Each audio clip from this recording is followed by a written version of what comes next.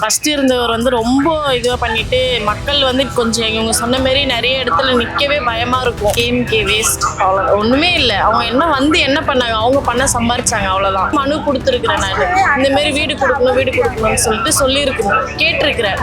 எனக்கு அதோட அமௌண்ட்டே வெறும் 25,000 தான் அந்த வீடோட அமௌண்ட்டே. ஆனால் அவங்க என்ன பில்லுலாம் என்கிட்ட இருக்குது, 10,37,000 கட்ட சொன்னாங்க. எங்களுக்கு முதல்ல முக ஸ்டாலின் இருந்தது எங்களுக்கு பெஸ்ட்டே. பசங்களுக்கு நிறைய செஞ்சுக்கிறாரு, உதவி செஞ்சுக்கிறாரு, பசங்களுக்கு காசு போடுறாரு, ஃப்ரீயாக பஸ்ஸு விடுறாரு. அவர் வந்து நிறைய செய்யணும். இப்போதானே புதுசாக வந்துக்கிறாரு, இன்னும் போனோம், மாற்றங்கள் வேணும். தாவேக்கா அரசு பாலியல் வன்கொடுமை, போதை கலாச்சாரம் இதில் அதிக கவனம் செலுத்த வேண்டும். திருச்சியில் நன்றி சொல்லும் போது கூட அவர் அடுத்தது என்ன செய்வார் என்றதை தவிர்த்துட்டு பழையபடியே மாண்புமிகு ஸ்டாலின் அவர்களை பற்றியே சூலூர் அது என்ன அதுல நடந்தது இல்லைங்களா, அவங்களுக்குலாம் உடனே மரண தண்டனை கொடுக்கக்கூடாது. கொடுக்காம அவங்க அணுவா இப்போ வெளிநாட்டுல எல்லாம் பண்றாங்க பார்த்தீங்களா. மெயினா வந்து அதால ஏன் இந்த மாதிரி ஆரம்பிக்குதுன்னா, மெயினா குடி, ரெண்டாவது கஞ்சா. ரியலாவே சொல்றேன், ஒரு மனுஷன் எப்படி கெட்டு போறான். இப்ப குடிச்சிட்டா அவன் பொண்டாட்டி எது புள்ள எதுவும் தெரியாதா. முதல் கட்சியில இருந்தவங்களும் யாரா இருந்தாலுமே அவங்க வீட்டு பணத்தை எடுத்து கொடுக்க போறது கிடையாது. அடுத்த நாட்டுல கடனை வாங்கியோ அடுத்தவங்கள்ட்ட இது பண்ணியோ வரி பணத்தை வாங்கி தான் நமக்கு அந்த 1000 ரூபாய் கொடுக்குறாங்க. அதை வந்து எந்த லேடிஸும் அதை புரிஞ்சுக்கிறதே கிடையாது. 1000 ரூபாய் வந்துச்சா வாங்கிக்கலாம், ஓட்டுக்கு பணம் கொடுக்குறாங்களா வாங்கிக்கலாம். மற்றபடி எந்த அரசியல்ல யாரு வந்தாலுமே கொஞ்சம் நாட்கள் ஆகும். புதுசா வரவர் ஏதாவது செய்யறாரான்னு பார்ப்போம். அக்கா, இப்போ முதலமைச்சர் விஜய் வந்துட்டாங்க. ஸோ லாஸ்ட் ஒரு 20 டேஸா ஆட்சியில் இருக்காங்க. அப்படின்னும் போது அவங்க கவர்மெண்ட்ல நீங்க என்ன சொல்லணும்னு நினைக்கிறீங்க? நிறைய மாற்றங்கள் கொண்டாரு. அவரு வந்து ஃபர்ஸ்ட் இருந்தவர் வந்து ரொம்ப இதுவாக பண்ணிட்டு மக்கள் வந்து கொஞ்சம் இவங்க சொன்ன மாதிரி நிறைய இடத்துல நிற்கவே பயமா இருக்கும். இந்த பஸ் ஸ்டாண்ட்ல நிற்கிறதுக்கே ஃபர்ஸ்ட்லாம் ரொம்ப பயமா இருக்கும். நிறைய விஷயம் நடந்திருக்குது இந்த பஸ் ஸ்டாண்ட்ல. இந்த மாதிரி இப்போ கொஞ்சம் பரவாயில்ல. எனக்கு தெரிஞ்சு நிறைய கடைங்களை மூடுனது, ஒரேடியே கடைங்களே மூடிட்டா கூட நிம்மதியா இருப்பேன். என் வாழ்க்கை விஷயத்துல சொல்றேன், ஒரேடியே கடை மூட்டா கூட நிம்மதியா இருப்பேன். ஸோ எப்பவும் கூட வந்து நமக்கு போட்டி வந்து டிஎம்கே அப்படின்னு சொல்றாங்க. ஆனா ஆட்சியில அமர்ந்ததுக்கு அப்புறம் கூட டிஎம்கேன்னு சொல்றதுக்கான காரணம் கேம்கே வேஸ்ட், அவ்வளோ ஒண்ணுமே இல்லை. அவங்க என்ன பண்ணாங்க, அவங்க பண்ண சம்பாரிச்சாங்க, அவ்வளோதான். வேற ஒண்ணுமே பண்ணல. அவங்களுக்கு அவங்க ஃபேமிலிக்கு அவங்க கையில இருக்கிறவங்களுக்கு இப்ப கூட பணம் எங்க வச்சிருக்கிறாங்கன்னு தெரியாது. அவங்க பணம் சம்பாரிச்சுட்டு அவங்க இதுவும் பார்த்துக்கிட்டாங்க. மக்களை என்ன பார்த்துக்கிட்டாங்க, ஒன்றும் பார்த்துக்கல. இலவசமா வீடு கொடுக்குறேன்னு சொல்லி சொன்னாங்க. இருக்கிறவங்களுக்கே தான் வீடு கொடுக்குறாங்க, சொந்த வீட்டில் இருக்கிறவங்களுக்கே தான் வீடு கொடுக்குறாங்க. இல்லாதவங்களுக்கு வீடு கொடுக்கணும். வாடகை வீட்டில் யார் இருக்கிறாங்களோ அவங்களுக்கு தான் வீடு கொடுக்கணும். வாடகை வீட்டில் இருக்கிறவங்களுக்குலாம் வீடு கொடுக்க மாட்டாங்க. சொந்த வீட்டில் இருக்கிறவங்களுக்கு எதுக்கு வீடு கொடுக்கணும் சொல்லுங்க. நானே நிறைய டைம் போய் அந்த இதுவாண்ட போயிட்டு பீச்சாண்ட போயிட்டு தலைமைச்சல் ஆஃபீஸில் அங்கே போயிட்டு நிறைய மனு கொடுத்துருக்குறேன். நான் இந்த மாதிரி வீடு கொடுக்கணும்னு சொல்லிட்டு சொல்லியிருக்கிறேன், கேட்டிருக்கிறேன். எனக்கு அதோட அமௌண்ட்டே வெறும் 25,000 தான் அந்த வீடோட அமௌண்ட்டே. ஆனால் அவங்க என்ன பில்லுலாம் என்கிட்ட இருக்குது, 10,37,000 கட்ட சொன்னாங்க. அந்த ஒரு வீட்டுக்கு கவர்மெண்ட் வீட்டுக்கு 10,37,000 கட்ட சொன்னாங்க. அதோட எல்லாமே ப்ரூஃப் எல்லாமே நான் வச்சிருக்கிறேன் வீட்டில். ஆனா அது வந்து கவர்மெண்ட் சைடுல ஃப்ரீயா கொடுக்க வேண்டிய வீடு. அப்படியே வாங்கினால கூட அவங்க வந்து வெறும் 25,000 மட்டும்தான் அதோட வீடு. அதுவும் கிடைக்க மாட்டேது. இல்லாதப்பட்டவங்களுக்கு கொடுக்கறதுக்கு தான் வீடு. இருக்கிறவங்க எல்லாருமே நகை நட்டு எல்லாமே வீடு, சொந்த வீடு வச்சிருக்கிறவங்க எல்லாருக்குமே கொடுத்து என்ன பிரயோஜனம். எவ்வளோ பேர் வாடகை வீட்டுல இருந்து எவ்வளோ கஷ்டப்படுறாங்க. ஒரு நாள் இப்போ இந்த மாசம் ஃபுல்லா போனாதான் வாடகை கட்ட முடியும். அதுக்காண்டியே வேலைக்கு போற மாதிரி இருக்குது. குழந்தைங்களை எங்கேயாவது வீட்டுல தனியா விட்டுட்டு வேலைக்கு போற மாதிரி இருக்குது. தனியா குழந்தைங்களை விட்டுட்டு போனாலும் நம்பி ஃபர்ஸ்ட்லாம் விட்டுட்டு போக முடியாது. எவனா வந்து இந்திக்காரங்களாம் நிறைய பேர் இறக்கி வச்சிருக்கிறாங்க. எதனா வந்து பண்ணிட்டானா என்ன பண்ண முடியும். நம்பி எந்த குழந்தைங்களும் நம்மளால விட்டுட்டு போக முடியல.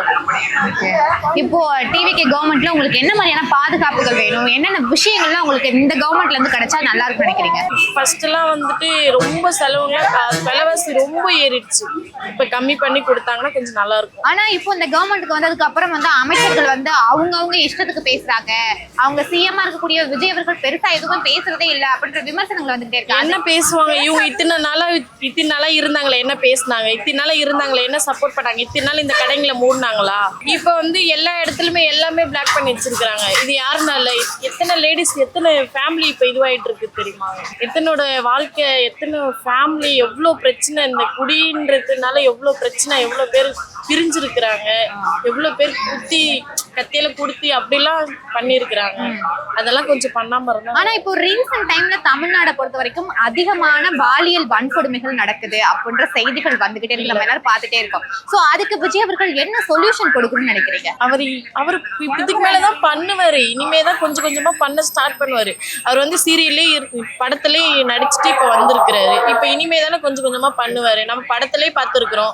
அவர் வந்து மக்களுக்காண்டி எல்லாமே பண்ணி எல்லாமே பார்த்திருக்கிறோம். இப்ப இனிமேதான் கொஞ்சம் கொஞ்சமா பண்ண ஸ்டார்ட் பண்ணுவாரு. ஆனா லேடிஸ்க்கு சேஃப்டி இருக்கும் இனிமே. எங்களுக்கு முதல்ல முக ஸ்டாலின் அருந்தது எங்களுக்கு பெஸ்ட்டே. பசங்களுக்கு நிறைய செஞ்சுக்கிறாரு, உதவி செஞ்சுக்கிறாரு, பசங்களுக்கு காசு போடுறாரு, ஃப்ரீயா பஸ் விடுறாரு, நாம திட்டம் அது நிறைய திட்டம் சூட்டுக்கிறாரு அவரு. எங்களுக்கு அவர் வந்திருந்தாருன்னா ரொம்ப நல்லா இருந்திருக்கும். ஓகே, ஆனா இருந்தாலும் கூட இந்த வாட்டி வந்து தாவேக்கா வந்து வெற்றி பெற்றுட்டாங்க. சோ இவங்க இந்த கவர்மெண்ட்ல என்னெல்லாம் பண்ணணும்னு நினைக்கிறீங்க? அவர் வந்து நிறைய செய்யணும். இப்பதானே புதுசா வந்துக்கிறாரு, இன்னும் போனோம், மாற்றங்கள் வேணும். ஆனா இப்ப விஜய் அவர்கள் ஆட்சிக்கு வந்ததுக்கு அப்புறம் வந்து அவர் மேல பல விமர்சனங்கள் வருது. ஏன்னா இங்க பெண்களுடைய பாதுகாப்பு கொடுக்கப்படும் சொன்னாங்க. ஆனா இங்க பல பெண்கள் வந்து வன்கொடுமைகள் பண்ணப்பட்டுட்டே இருக்காங்க. அடுத்திருந்து குத்து ஒரு மாதிரியான விஷயங்கள் கேள்விப்பட்டு இருக்கோம். அதை எப்படி பாக்குறீங்க? ஆமா, இப்ப நடந்துன்னு தான் இருக்குது. நிறைய இப்ப பாரு பஸ்ஸுல கூட நிறைய பேர் போராட்டம் இதுல வந்து நடந்து போறாங்க, பாதிலே நிப்பாட்டிட்டு. திருச்சியில நேத்து பேசுறதுக்காக போயிருந்தாரு. அதெல்லாம் கொஞ்சம் எவ்வளவு கஷ்டமா எவ்வளவு மக்கள் நடந்து போறாங்க இவரு வர வச்சு. என்னென்ன விஷயங்கள்லாம் விஜய் அவர்கள் மாத்திக்கணும்னு நினைக்கிறீங்க? பண்ணா நல்லதா இருக்கும் மக்களுக்கு. அவர் நிறைய செஞ்சுட்டாரு. இவர் வந்து அவர் இன்னும் நிறைய செஞ்சாலும் நல்லதா இருக்கும். ஓகே, ஆமா. டிவிக்கு ஆட்சி விஜய் மாண்புமிகு விஜய் அவர்கள் ஆட்சி வந்ததுக்கப்புறம் கொஞ்சம் சற்று தேவை. அவர் இன்னும் கொஞ்சம் கூடுதல் இது மேலே கவனம் செலுத்தி அரசு எந்திரத்தை இன்னும் வேகப்படுத்தினால் இன்னும் நன்றாக இருக்கும். திராவிட முன்னேற்ற கழக அரசு அது ஒரு மாதிரியாக அது ஒரு புரட்சியில் போனது, இது ஒரு புரட்சியில் போகின்றது. பட்டு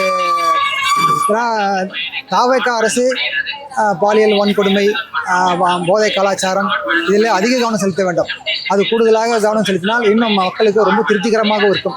திராவிட முன்னேற்ற கழக அரசு உள்ளது போல் மக்களுக்கு நன்மை செய்யக்கூடிய விஷயங்கள் எல்லா வகையிலும், அதாவது பணமாகவோ அல்லது பெண்களுக்கோ இளைஞர்களுக்கோ எல்லா வகையிலும் நன்மை செய்யக்கூடிய விஷயத்தை விஜய் அவர்கள் செய்து கொடுத்தால் ரொம்ப ரொம்ப நன்றாக இருக்கும்.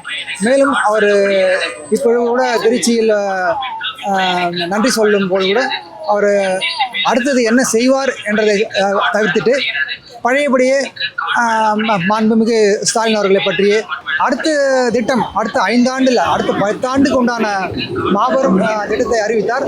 ரொம்ப மக்கள் ரொம்ப சந்தோஷப்படுவார்கள். மக்களுக்கு பண்ணுறதுங்கிறது வந்து எப்படி சொல்கிறதுன்னா, பொதுவாக சொல்கிறேன், ஒரு பஸ்ஸுக்கு வந்து லேடிஸ்க்கு மட்டும் ஃப்ரீயாக கொடுத்துருக்காங்க. ஓகே, நான் அதை வேணான்னு சொல்ல, நானும் ஒரு லேடிஸ் தான், நான் இல்லைன்னு சொல்லலை.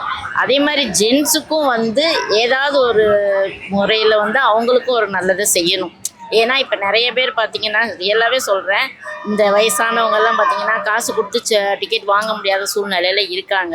அப்படி இருக்கும்போது 2 பேருக்குமே ஈவனாக ஒரு பஸ்ஸுக்கு வந்து ஃப்ரீயாக கொடுக்குற மாதிரி பண்ணணும். ஒரு 50 ஏஜ் வரைக்கும் இப்படி பண்ணலாம். அதே மாதிரி ரெகுலராக வேலைக்கு போகிற லேடிஸுங்களுக்கு ஒரு பாஸ் மாதிரி ஃப்ரீயாக கொடுத்துட்டு, நார்மலாக ஜென்ஸுக்கும் அந்த மாதிரி ஏதாவது கொடுத்தா கொஞ்சம் நல்லா இருக்கும்னு பார்த்து. சூலூர் அது என்ன அதில் நடந்தது இல்லைங்களா, அவங்களுக்குலாம் உடனே மரண தண்டனை கொடுக்கக்கூடாது.